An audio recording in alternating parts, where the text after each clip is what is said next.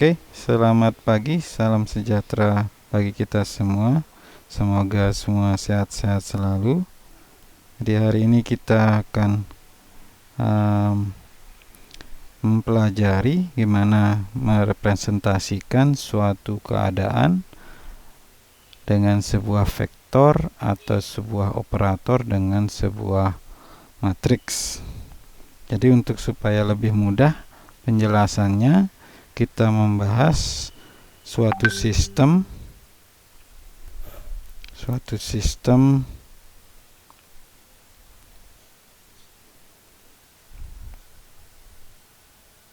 kita membahas suatu sistem kuantum yang terdiri dari dua keadaan. Yang terdiri dari dua keadaan, namanya keadaan 1 dan keadaan 2. Jadi di sistem ini hanya ada dua keadaan atau ada dua keadaan stasioner atau dua keadaan yang stabilnya. Dari situ bahwa fungsi keadaan apa saja merupakan kombinasi dari keadaan 1 plus keadaan 2, ket 1 dan ket 2. Jadi pertama kita punya keadaan itu merupakan superposisi dua keadaan, yaitu ket 1 dan ket 2.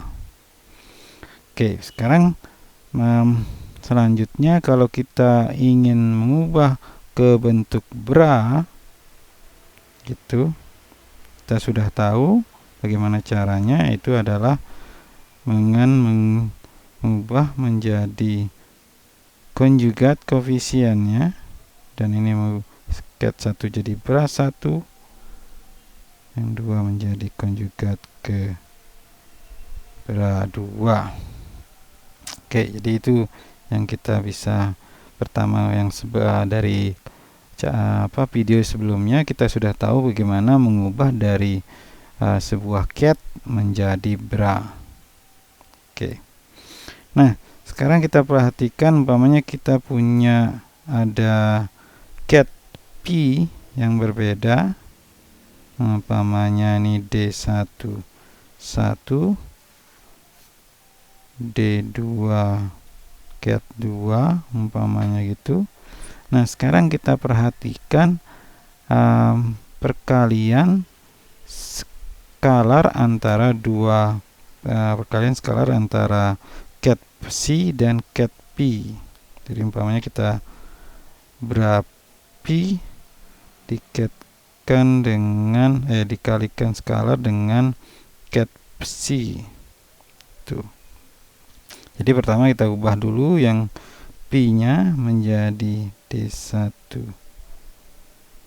bintang bra 1 plus D2 konjugat bra 2 dikalikan dengan C1 ket 1 plus C2 ket 2. Nah, sebelum dilanjutkan, kita sudah tahu bahwa ket 1 dan ket 2 itu ortonormal, artinya perkalian skalar dengan dirinya sendiri sama dengan 1, dan kalau dia dengan yang lain sama dengan 0.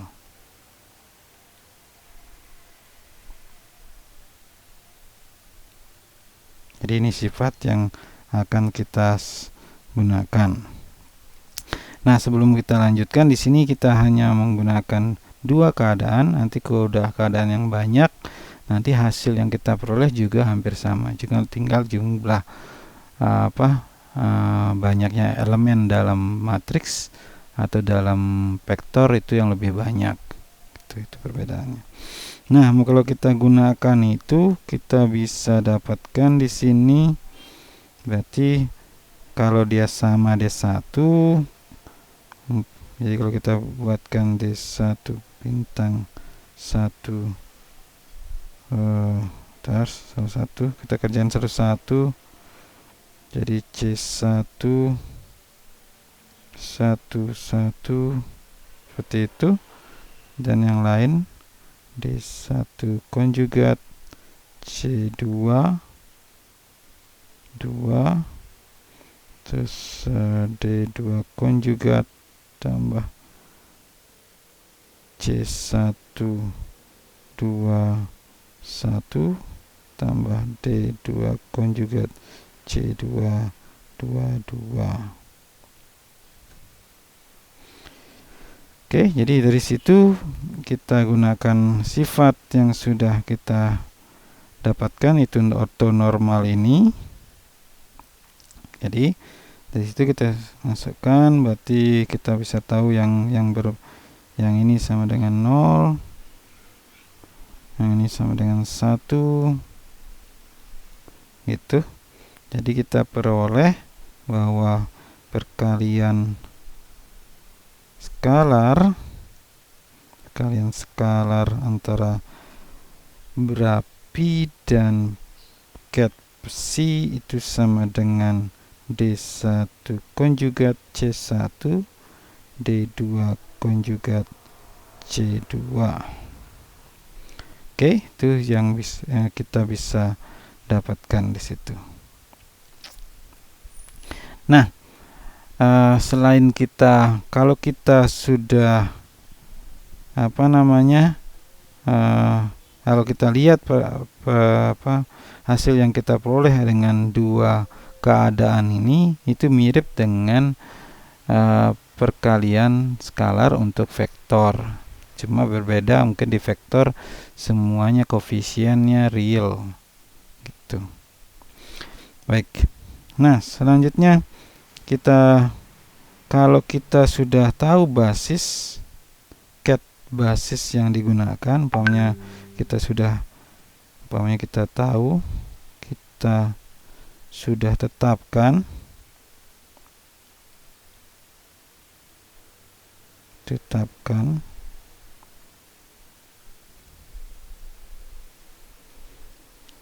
basisnya, umpamanya basis n umpamanya.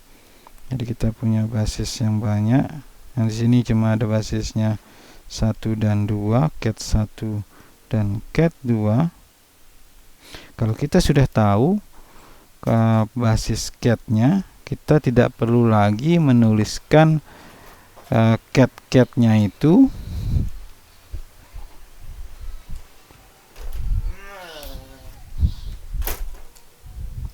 Jadi kita tidak perlu menuliskan ket-ketnya itu.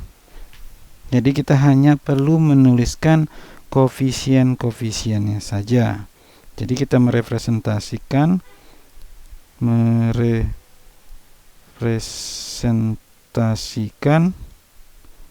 dengan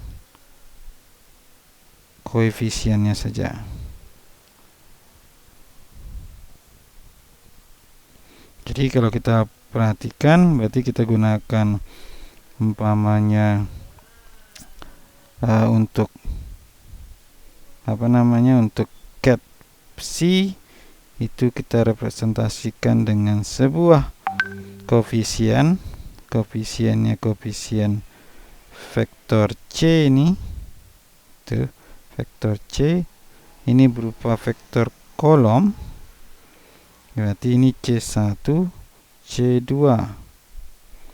Yang artinya bahwa jadi koefisien pertama itu C1 dan koefisien kedua C2. Ini artinya yang ini. Jadi kita merepresentasikan yang ket itu C11 plus C22. Jadi artinya kita punya bagian pertama koefisiennya 1 ini pada balik elemen pertama, ini elemen keduanya. Jadi kita tidak perlu lagi menuliskan ket 1 dan ket 2 asalkan kita sudah tahu urutannya. Jadi yang pertama ini untuk yang satunya, untuk yang kedua untuk ket 2-nya. Jadi itu koefisien untuk nya. Oke, jadi kita sekarang merepresentasikan cat C ini dengan sebuah vektor C. Nah, vektor C ini terdiri dari merupakan sebuah vektor kolom. Vektor kolom ini terdiri dari elemen-elemen. Nah, elemen-elemennya itu merupakan koefisien-koefisien dari cat C-nya. Itu representasi pada basis yang kita sudah tetapkan itu, yaitu 1 dan 2. Nah, sama juga untuk cat P juga direpresentasikan dengan sebuah vektor. Ini kalau sebuah vektor saya beri tanda garis bawah 1, itu menyatakan sebuah vektor. Jadi cuma ada supaya membedakan. Jadi ini juga sama karena ada 2 elemen juga gitu. Jadi yang elemen pertama untuk koefisien cat 1, elemen kedua adalah koefisien cat 2. Nah, selanjutnya kita ingin bagaimana merepresentasikan bra-nya. Jadi bra untuk bra C atau juga bra P-nya, supaya kita bisa mengerti bagaimana caranya supaya nanti apa yang kita peroleh itu sesuai dengan hasil perkalian skalar yang kita sudah dapatkan yang tadi itu, yang ini. Oke, baik. Nah, jadi kalau kita mengenal namanya perkalian matriks. Nah, itu yang kita gunakan sebagai aturan untuk perkalian skalar. Jadi mengubah sebuah, jadi kita punya bra P umpamanya sini, berarti kita udah tahu sebelumnya ini D1 konjugat bra 1 tambah dengan D2 konjugat bra 2. Nah, ini kita representasikan dengan sebuah vektor. Jadi vektornya berupa vektor baris. Jadi vektor barisnya D1 konjugat D2 konjugat. Jadi kita gunakan vektor barisnya. Jadi perbedaannya nih, kalau cat itu vektor kolom, sedangkan bra vektor baris. Oke. Nah, jadi kalau kita buatkan simbol, berarti kalau kita ubah dari kolom D1 D2 mengubah ke baris, itu kita ada 2 proses yang dilakukan. Jadi ada 2 proses, namanya transpose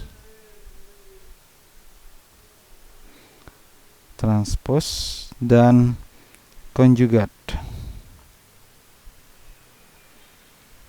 Jadi kita lakukan ini, kita transpose dari kolom ke baris, terus kita konjugatkan.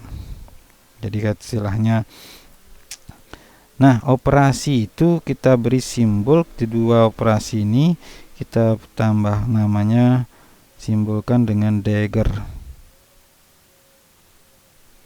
tanda belati, namanya belati, kayak pisau gitu. Oke, jadi kalau kita D umpamanya itu merupakan D1 D2 itu sebuah matriks kolom, vektor kolom.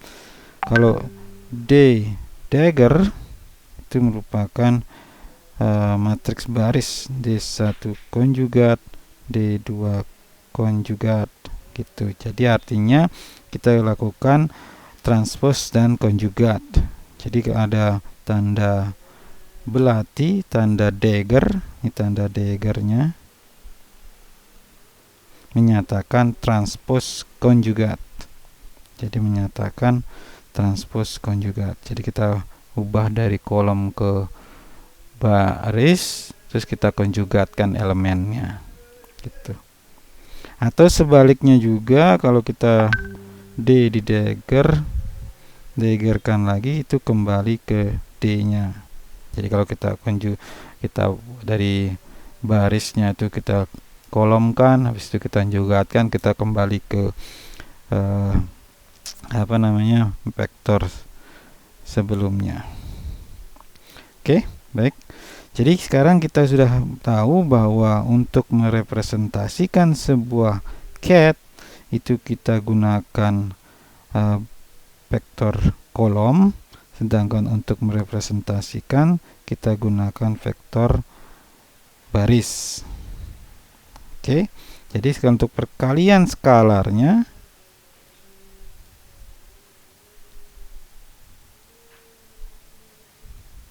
itu.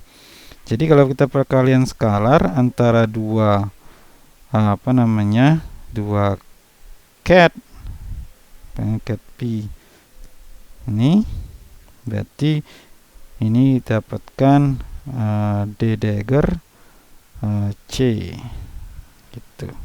Jadi itu kita dapatkan ini, kalau kita tuliskan D1 konjugat D2 konjugat kalikan dengan C1 C2. Jadi hasilnya adalah D1 konjugat C1 plus D2 konjugat C2. Itu sesuai dengan apa yang kita dapatkan sebelumnya. Oke, jadi saya ulang lagi bahwa kita merepresentasikan sebuah cat dengan vektor kolom dan bra dengan vektor baris gitu. Oke, untuk mengubah dari cat ke bra dengan menggunakan transpose dan konjugatnya gitu, konjugat transpose. Oke, baik. Selanjutnya setelah kita tahu situ, nah sebelumnya sebelumnya kita lakukan ini. Sekarang kita lanjutkan. Jadi kita sudah tahu itu. Sekarang kalau kita lakukan perkalian outer, yang tadi itu skalar namanya inner. Nah sekarang perkalian luar atau outer, berarti kebalikannya. Kalau kita punya tadi C, itu apa yang kita dapatkan? Ini sebuah matriks, tidak lagi. Kalau ini kita dapat skalar, sebuah nilai. Sedangkan kalau kita perkalian outer, yang awalnya vektor menjadi sebuah matriks, atau bisa dikatakan sebuah operator. Nanti kita lihat. Oke, jadi kita kalikan sebuah vektor kolom C1 C2 dikalikan dengan vektor baris D1 konjugat D2 konjugat gitu. Dan seperti tadi itu, berarti kita kalikan satu-satu mendapatkan sebuah matriks C1 D1 konjugat C1 D2 konjugat C2 D1 konjugat C2 D2 konjugat. Jadi kita mendapatkan suatu matriks. Jadi ini sebuah matriks atau sebuah operator. Jadi ada dua perbedaan perkalian inner kita dapatkan sebuah nilai, kalau perkalian outer kita dapatkan sebuah matriks. Oke, saya rasa itu tidak terlalu tidak terlalu mudah dia Baik, kita lanjutkan. Jadi sekarang kita ingin merepresentasikan operator dengan menggunakan matriks. Jadi sebelumnya kita seperti yang sebelumnya kita gunakan sistem dengan dua keadaan. Jadi nanti kalau keadaannya banyak tinggal mengikuti aja. Jadi tinggal ditambahkan jumlah keadaannya.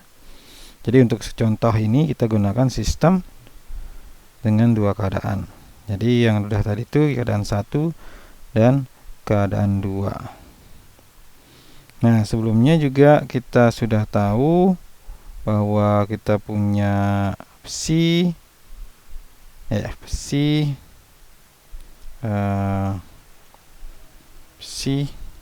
ket psi itu merupakan kombinasi dari ket 1 dan ket 2. Begitu juga untuk ket p D1 dan D2 ket 2. Oke, sekarang umpamanya ket p ini kita peroleh dari operasi sebuah operator pada ket psi. Jadi kita ingin mengoperasikan operator omega pada psi akan menghasilkan sebuah ket baru yaitu ket p. Nah, sekarang kita coba kerjakan. Nah, sebelumnya kita lihat dulu, sudah kerjakan satu persatu. Jadi sini kita ingat sebelumnya bahwa koefisien dari D1 merupakan perkalian skalar antara bra1 dengan pi. Nah, D2 juga merupakan perkalian skalar antara bra2 dan pi. Gitu. Nah, sekarang kita kerjakan satu persatu. Kita cari D1 itu berapa dan D2-nya berapa. Oke. Jadi kalau D1 menggunakan bra1, berarti ini adalah omega ket psi gitu. Jadi kita gunakan itu. Nah, sekarang berarti ini adalah 1 omega ini. Nah, sekarang kita lanjutkan dengan substitusi. Kalau kita sudah tahu ket psi-nya sama dengan C11 plus C22, ini kita substitusi ke ini. Jadi kita dapatkan 1 omega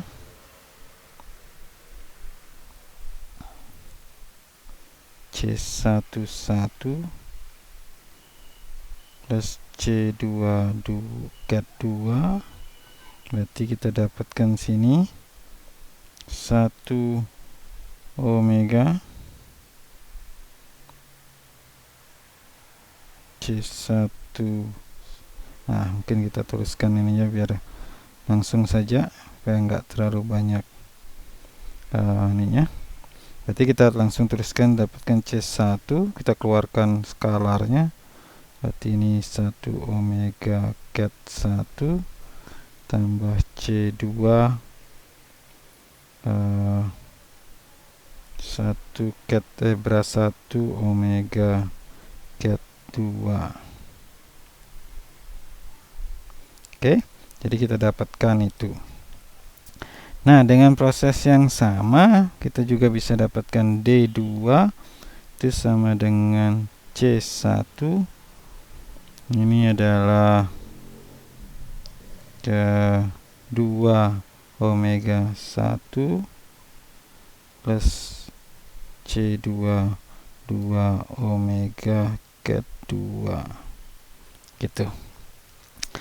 Nah, jadi kita lihat, perhatikan ini kita bisa ubah bentuknya menjadi sebuah perkalian vektor dan matriks. Ini kita merupakan sebuah vektor kolom D1 D2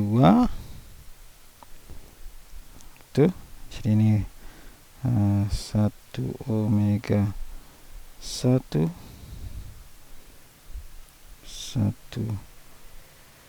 omega 2 di sini 2 omega 1 dan satu lagi bra 2 omega 2 kalikan dengan sebuah matriks kolom C1 C2. Oke, jadi kita perhatikan di sini bahwa yang ini adalah merupakan representasi si matriks dari operator omega. Oke, jadi kita lihat di situ. Jadi kalau lihat bentuknya, jadi kita punya elemen sini, elemen dari, kita bisa tuliskan elemen matriks operator omega adalah omega mn. Jadi m baris, ini n kolom, itu sama dengan m omega n gitu ya, itu jadi kita udah tahu itu. Nah, jadi dari situ kita bisa dapatkan bahwa kita punya matriks yang elemennya ini. Jadi kita punya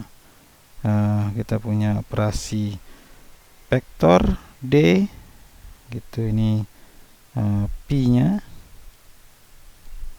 omega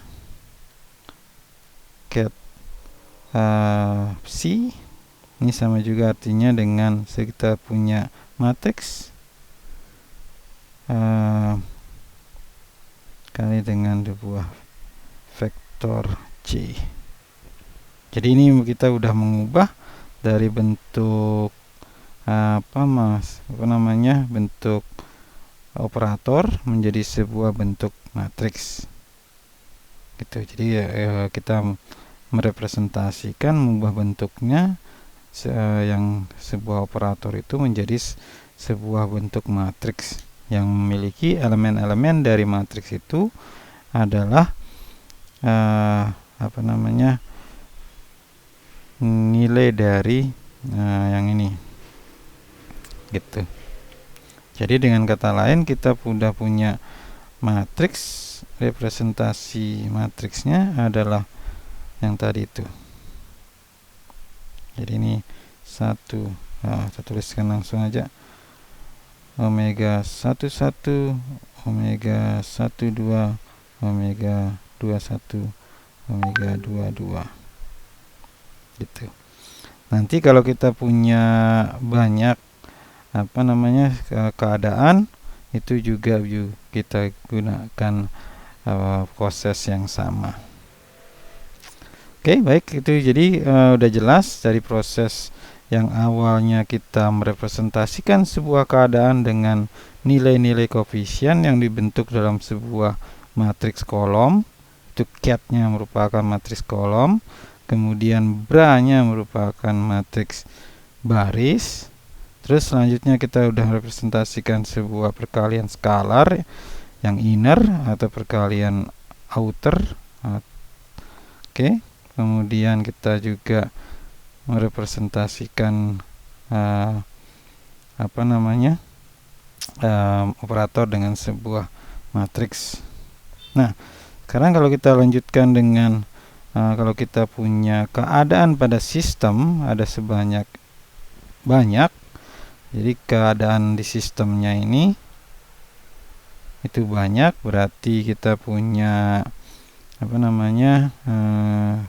keadaan itu, ekspansi keadaan bisa banyak sampai tak hingga n sama dengan 1 C1 Cn n. Jadi kita punya tak hingga banyaknya basis. Jadi kita prosesnya sama juga. Jadi caranya seperti itu. Jadi kalau kita punya basis ini, berarti kita punya representasi dari matriks itu berupa sebuah vektor kolom dari C1, C2 dan seterusnya sampai tak hingga. Jadi itu banyak sekali. Nah, juga kalau kita punya operator omega di basis pada basis ket n juga sama, kita dibentuk jadi omega ini. Jadi omega kita tuliskan omega berupa matriks, berarti juga prosesnya sama. Jadi berupa matriksnya omega 11, omega 12 dan seterusnya, omega 21, omega 22 dan seterusnya, omega 31 dan seterusnya. Jadi ini sebuah matriks yang elemen-elemennya kita sudah tahu merupakan semacam nilai ekspektasi. Di omega mn itu adalah bra m omega ket n. Inilah matriks elemen-elemen dari matriks operator omega. Jadi ingat kita pertama, jadi prosesnya pertama kita tentukan dulu basisnya apa. Kalau kita sudah tahu basis, ini basis, yang ini berarti kita punya basisnya, baru kita bisa tentukan representasi vektor. Nah, representasi dari representasi vektor juga kita bisa tentukan representasi matriks untuk operator. Jadi di sini sekarang awalnya kita punya fungsi gelombang, sekarang kita punya matriks, punya vektor, itu dua hal yang hampir sama, tapi artinya dengan cara melihat dengan cara berbeda. Jadi pertama kita lihat fungsi gelombang, itu bisa kombinasi linear gitu dengan fungsi-fungsi basis, atau juga kita bisa merepresentasikan dengan sebuah vektor pada sebuah ket basis. Oke, jadi mungkin itu saja hari ini.